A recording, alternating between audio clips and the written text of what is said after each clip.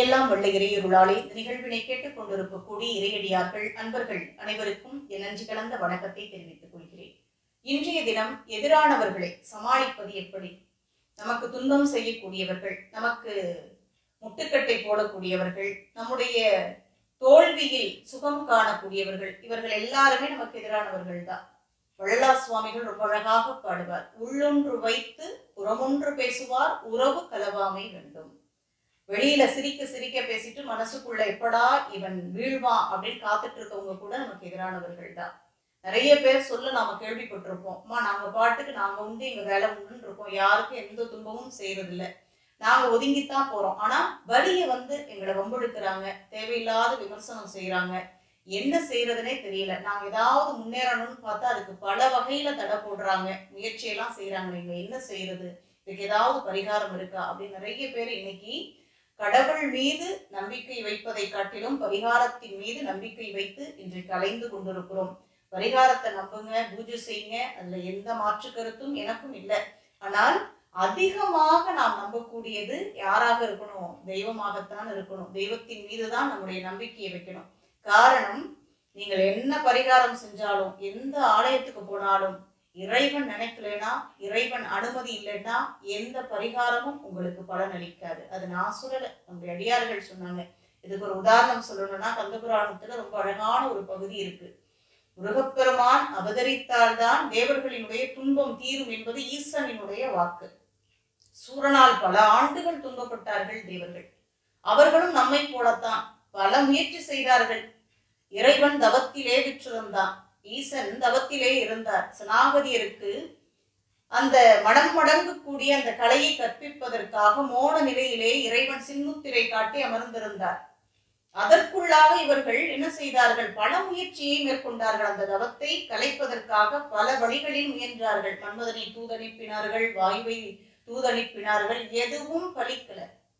கடைசியாகத்தான் அவர்கள் நினைத்தார்கள், இது எதுவுமே சாத்தியப்படாது, நாம் செய்யக்கூடிய முயற்சி எதுவுமே இறைவனிடத்திலே பலிக்காது, அப்ப நாம என்ன செய்யணும், இறைவனை துதிப்பதை காட்டிலும் இதற்கு வேறு வழியே இல்லை என்று சொல்லி சீகரம் அரிக்கடல் சென்று நப்பி சேர் காகமது என்ன உன் கையில என்றியே ஏகவோர் இடமில்லை எமக்கு நீயல்லாள் சோகமது அகற்றிடும் துணைவர் இல்லையே என்று இறைவனை சரணம் பற்றினார்கள். அவனை சரணாகதி அடைந்தார்கள்.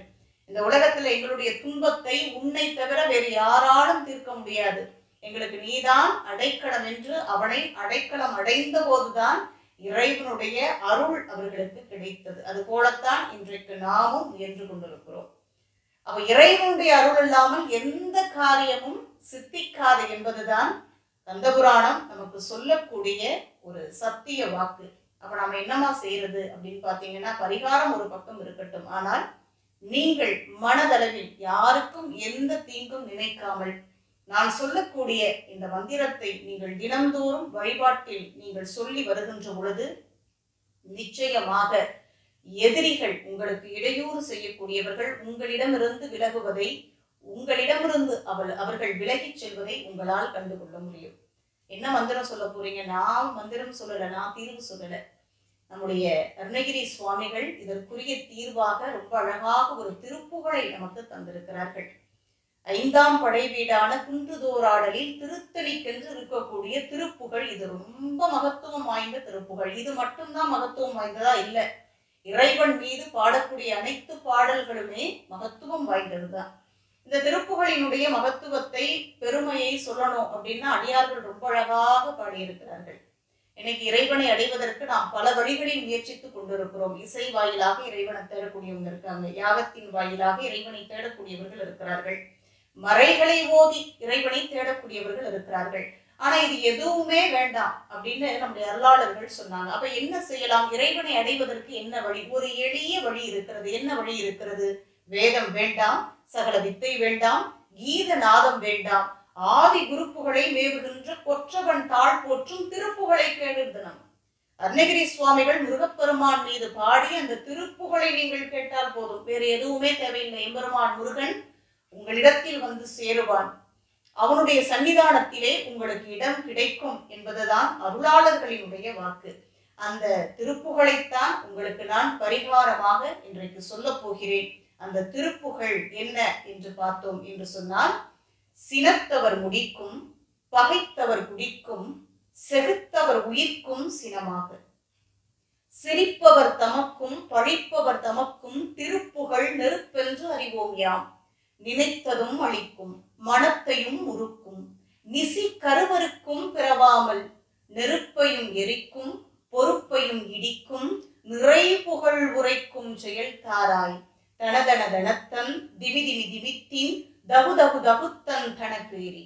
தடுடுடுடுடுண்டென துடி முழக்கும் தளத்துடன் அடக்கும் கொடுசூரர் சினத்தையும் உடற் சங்கரித்து மலைமுற்றும் சிரித்து எரிகொளுத்தும் கதிர்வேலா. திணைகிரி குறப்பெண் தனத்தினில் சுகித்தன் திருத்தணி இருக்கும் பெருமாளை. இதுதான் இந்த திருப்புகழ். இந்த பாடலைத்தான் நீங்கள் தினந்தோறும் சொல்லி வர வேண்டும். இந்த பாடலினுடைய பொருளை உணர்ந்து கொண்டு நீங்கள் அந்த வழிபாட்டிலே இந்த பாடலை சொல்லுகின்ற பொழுது நிச்சயமாக ஒரு புதுவிதமான அனுபவம் உங்களுக்கு கிடைக்கும், ஒரு நம்பிக்கை கிடைக்கும். நீங்க எதையும் துணிச்சலோடு எதிர்கொள்ளக்கூடிய அந்த ஆற்றலை முருகப்பெருமான் உங்களுக்கு தருவார். அந்த பாடலினுடைய பொருளானது சினத்தவர் முடிக்கும் பகைத்தவர் குடிக்கும் செகுத்தவர் உயிர்க்கும் சினமாக. சிரிப்பவர் தமக்கும் பழிப்பவர் தமக்கும் திருப்புகழ் நெருப்பென்று அறிவோம் யாம். என்ன பொருள்? யாரெல்லாம் இறைவனை சரணடைந்திருக்கிறார்களோ, நீயே கதி என்று முருகப்பெருமானை யாரெல்லாம் நம்பி இருக்கிறார்களோ, அந்த அடியார்களை யார் துன்பப்படுத்துகிறார்களோ அவர்களை அழிக்க வல்லது திருப்புகழ். யாராவது அடியாரை பார்த்து ஏதாவது ஏளனமாக சொன்னார், பழிச்சொற்களை சொன்னார், விமர்சனம் செய்தார், அடியார்கள் திரும்ப அவர்களுக்கு பதில் சொல்லணும்னு அவசியம் இல்லை. எனக்கு அந்த பக்குவத்தை அடியார்கள் வளர்த்து கொள்ள வேண்டும். எப்படிமா அவங்க பேசுறதெல்லாம் கேட்டுக்கிட்டு இருக்க முடியுமா? கேட்டுக்கிட்டே இருங்க. இந்த உலகத்துல எது உயர்ந்தது தெரியுமா? யார் உயர்ந்தவர்கள்னு ரொம்ப அழகாக வள்ளுவர் பாடி இருக்கிறார். உண்ணாது நோற்பார் பெரிய பிறர் சொல்லும் இன்னாச்சொல் நோற்பார்ப்பேன். இந்த உலகத்துல பசியை அடக்கி வாசியை கட்டுப்படுத்தி நிறுத்தி தவம் செய்யக்கூடியவர்களை காட்டிலும் உயர்ந்தவர்கள்னு ஒருத்தர் இருந்தா அது யார் தெரியுமா? பிறர் சொல்லக்கூடிய அந்த பழி சொற்களை மகிழ்வோடு ஏற்றுக்கொள்ளக்கூடியவர்கள், அதை கடந்து செல்லக்கூடியவர்கள் தான் தவசீலர்களை காட்டிலும் உயர்ந்தவர்கள். அப்போ உலகத்திலேயே உயர்ந்தது பொறுமைதான். அந்த பொறுமையை கொஞ்சம் கடைபிடிங்க. அதற்குரிய பதிலை யாராவது நம்மளை விமர்சிக்கிறாங்களா, அவர்களுக்கு பதில் சொல்ல வேண்டிய பொறுப்பு நமக்கு இல்லை, இறைவனுக்கு இருக்கு. அவனை சரணடைந்துட்டோம்னா எல்லாரையும் பார்த்து கொள்ள வேண்டிய பொறுப்பு அவனுக்கு இருக்கிறது. நாம நம்முடைய கடமை என்ன? அவனை துதிப்பதுதான், அவனை வணங்குவதுதான்.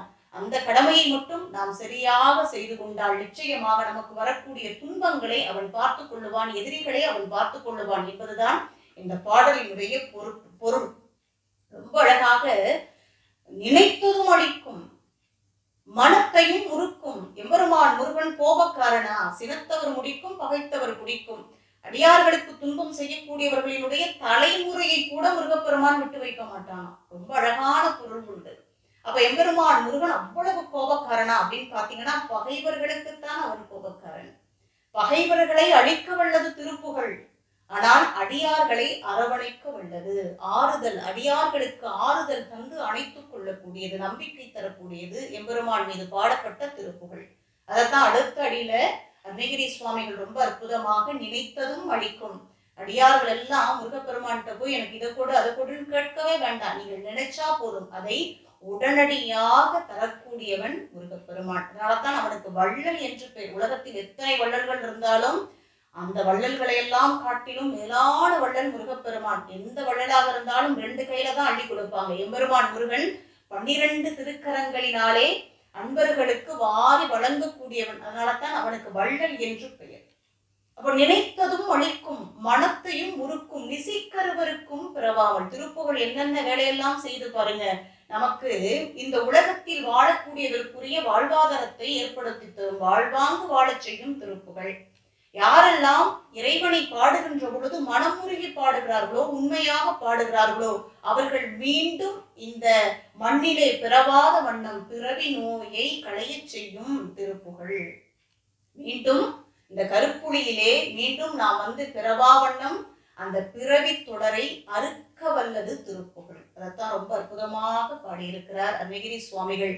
இந்த நிறைப்புகளை உரைக்கும் செயல் தாராய். நினைத்ததும் அளிக்கும் மனத்தையும் உருக்கும் நெருப்பையும் எரிக்கும் பொறுப்பையும் இடிக்கும் நிறைப்புகள் உரைக்கும் செயல் தாராய்.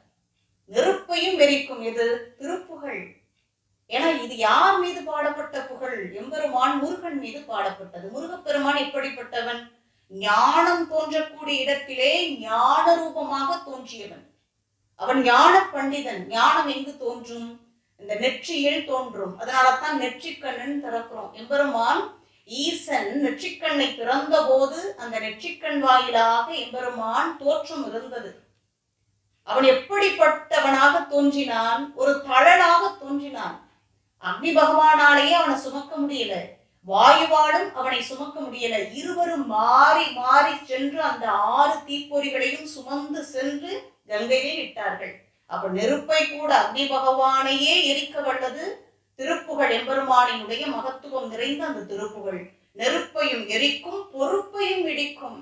கிரௌஞ்சன் என்கின்ற அசுரன் மாயம் செய்து கிரௌஞ்ச மலையாக நின்ற பொழுது அந்த மலையை பிளந்தது எம்பெருமான் திருக்கையில் இருக்கக்கூடிய வேல். அதனாலதான் பொறுப்பையும் இடிக்கும், நிறை புகழ் உரைக்கும் செயல்தாராய். திருப்புகழ்ல இல்லாததே எதுவுமே இல்லை, எல்லாம் இருக்கு. சர்வரோக நிவாரணி தான் இந்த திருப்புகழ். ஆகமம், வித்தை, இதிகாசம், புராணம், தியானம், வாழ்வியலுக்குரிய தத்துவங்கள், மருத்துவம், இது அனைத்தும் நிரம்பி இருப்பதுதான் திருப்புகழ். அதனால்தான் அருணகிரி சுவாமிகள் நிறை புகழ் உரைக்கும் செயல் தராய். எம்பெருமான் முருகனே வைத்தீஸ்வரனாக இருக்கிறான், வீற்றிருக்கிறான். அப்போ இந்த உலகத்திற்கெல்லாம் மருந்தாக இருக்கக்கூடியவன் யாரு? முருகப்பெருமான். பிறவி நோயை தீர்க்கக்கூடியவன் முருகப்பெருமான். வறுமையை தீர்க்கக்கூடிய மருந்து யார்? முருகப்பெருமான். எதிரியை அழிக்கக்கூடிய மருந்து யார்? முருகப்பெருமான். கவலையெல்லாம் நீக்கி இன்பத்தை தரக்கூடியவன் யார்? முருகப்பெருமான். இப்படி வைத்தியங்களுக்கெல்லாம் வைத்தியக்காரனாக இருக்கக்கூடிய முருகப்பெருமானை பாடக்கூடிய அந்த நிறை புகழ் உரைக்கும் செயல்தாரா என்று அருணகிரி சுவாமிகள் முருகப்பெருமானிடத்திலே வேண்டினார். உன்னையே நாம் பாடணும்பா அப்படின்னு அருணகிரி சுவாமிகள் கேட்டு பல்லாயிரக்கணக்கான பாடல்களை பாடி வைத்திருக்கிறார்கள். அப்ப நாம என்ன கேட்கணும் முருகப்பெருமானிடத்துல? அருணகிரி சுவாமிகள் பாடிய, உன்மீது பாடிய அந்த திருப்புகழை பாடக்கூடிய பாக்கியத்தை எனக்கு தர வேண்டும் முருகா என்று நாம முருகப்பெருமானிடத்திலே வேண்டுதல் வைக்கணும். அடுத்த அடியில பாத்தீங்கன்னா, பகைவர்கள் அவுணர்கள் தேவர்களுக்கு எதிராக பல காரியங்களை செய்தார்கள். ஒரு காலகட்டம் வரைக்கும் அதை தேவர்கள் தாங்கிக் கொண்டார்கள். அவர்கள் செய்த வினை அதுவரைக்கும் அந்த துன்பத்தை அவர்கள் அனுபவித்தார்கள். ஆனால் எல்லை மீறி தேவர்கள் மீது அவர்கள் சுமைகளை சுமத்திய பொழுது, துன்பத்தை விளைத்த போது எம்பெருமான் தோன்றினான். தோன்றி அந்த துயரை களைந்தான். அதனாலதான் முருகப்பெருமானை சிறுவன் என்று நினைத்து, இவன் என்ன செய்ய போகிறான், இவன் சிறுவன் தானே அப்படின்னு ஏளனமாக நினைத்து கொண்டு அசுரப்படை எங்கு வந்தது? முருகப்பெருமானை எதிர்த்து வந்தது. தனதன தனத்தன் திமி திமி திமித்தின் தவுதவு தகுத்தன் தனபேரி தடுடுடுடுடுண்டென துடி முழக்கும் தளத்துடன் அடக்கும் கொடுசூரர் சினத்தையும் உடற் சங்கரித்து மலை முற்றும் சிரித்து எரிகொளுத்தும் கதிர்வேளா என்று எம்பெருமான் முருகனினுடைய பராக்கிரமத்தை அருணகிரி சுவாமிகள் பாடுகிறார். இந்த பாடலை பாடுகின்ற பொழுது நீங்கள் நம்பிக்கையோடு பாடணும், துணிச்சலோடு பாடணும். அருணகிரி சுவாமிகள் கந்தர் அலங்காரத்துல பாடியது போல, நாள் என் செய்யும் வினைதான் என் செய்யும், என்னை நாடி வந்த கோள் என் செய்யும், கொடும் குற்றென் செய்யும், குமரேசர் இரு தாளும் சிலம்பும் சதங்கையும் தண்டையும் சண்முகமும் தோளும் கடம்பும் எனக்கு முன்னே வந்து தோன்றிடினே என்று பாடியதை போல நீங்களும் இந்த பாடலை பாடுகின்ற பொழுது, இந்த வரியை உச்சரிக்கின்ற பொழுது நம்பிக்கையோடு, யார் என்ன செய்ய முடியும், எம்பெருமான் என்னோடு இருக்கிறான் என்ற துணிச்சலோடு இந்த வரியை நீங்கள் பாட வேண்டும். அவுணர்கள் எப்படி வந்தார்களாம்? ஆர்ப்பரித்து வந்தார்களாம். முரசு அதிர, உடுக்கை சத்தம் அந்த இடம் முழுக்க ஒலி எழுப்ப ஆணவத்தோடு ஆர்ப்பரித்து வந்தவர்களினுடைய அந்த மார்பை, அவுணர்களினுடைய மார்பை பிளந்தது எம்பெருமான் முருகன் கையில் இருக்கக்கூடிய வேல். அவுணர்கள் எல்லாம் அடிந்து போனார்கள். அந்த மடிந்து கிடந்த நிலை எப்படி இருந்ததாம்? அந்த போர்க்களத்திலே மலை போல குவிந்திருந்ததாம், ஒரு மலை போல இருந்ததாம் பிணக்குவியல்கள் எல்லாம். அதை எம்பெருமான் முருகன் என்ன செய்தாராம்? தன்னுடைய ஒரு சின்ன புன்னகையால், நகையால் சிரித்து எரிகொளுத்தினாராம், சாம்பலாக்கினாராம்.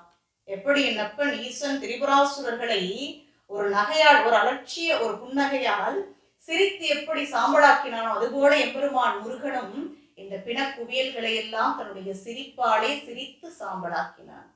எம்பெருமான் எவ்வளவு கோபக்காரன் அப்படின்னா, கோபக்காரன் மட்டுமல்ல, அவன் தஞ்சம் அடைந்தவர்களுக்கு நம்பிக்கை தரக்கூடியவன், தன்னுடைய மார்பை தன்னுடைய நெஞ்சை தரக்கூடியவன், நெஞ்சத்தில் இடம் தரக்கூடியவன். அதைத்தான் அடுத்த அடியில் அருணகிரி சுவாமிகள் திணைகிரி குரப்பன் தனத்தினில் சுகித்தன் திருத்தணி இருக்கும் பெருமாளே, அவன் தேவர்களுக்கு மட்டுமே உரியவன் அல்ல, தேவர்களினுடைய துன்பத்தை மட்டுமே தீர்ப்பவன் அல்ல, அவர்களுடைய கூக்குரலுக்கு மட்டுமே செவிசாய்ப்பவன் அல்ல, யார் அழைத்தாலும் உண்மையாக அழைத்தால் அவர்களுக்கு ஏனென்று வந்து இறங்கக்கூடியவன் தான் முருகப்பெருமான். அதனால்தான் வள்ளியை தேடி வந்து அவளுக்கு அருள் பாலித்தான். அவளை நீ எனக்குரியவள், நீ எதற்காக கலங்குகிறாய், நீ என்னுடையவள் என்று அவளை தன் மார்போடு அணைத்து கொண்டு அவளுக்கு ஆறுதல் தந்தவன் முருகப்பெருமான். அவனுடைய கருணை எப்படிப்பட்டதுன்னு பாருங்க.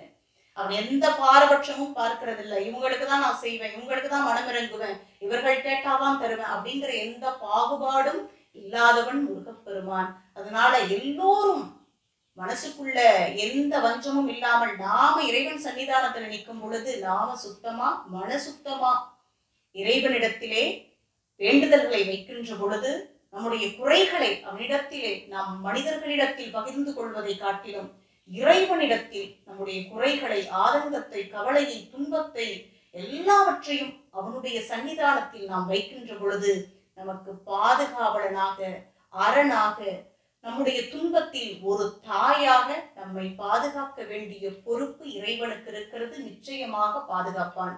எனவே அன்பர்கள் நம்பிக்கையோடு இந்த பாடலை பாராயணம் செய்து வாருங்கள். நிச்சயமாக உங்களுக்கு துன்பம் செய்யக்கூடியவர்கள், உங்களை முன்னேற விடாமல் தடை போட்டுக் கொண்டிருப்பவர்கள், உங்களை விமர்சித்துக் கொண்டிருப்பவர்கள், உங்களுடைய மனதை புண்படுத்தி கொண்டிருப்பவர்கள், இவர்கள் அனைவரும் உங்களை விட்டு விலகுவதை நீங்கள் கண்கூடாக காண்பீர்கள் என்பது அருணகிரி சுவாமிகளினுடைய வாக்கு. எனவே அன்பர்கள் நம்பிக்கையோடு பாராயணம் செய்து வாருங்கள், பலனை பெறுங்கள். மீண்டும் அடுத்த தலைப்பிலே உங்களை சந்திக்கிறேன். அதுவரைக்கும் அடியார்க்கடியே தஞ்சை புவனேஸ்வரி. நன்றி, வணக்கம்.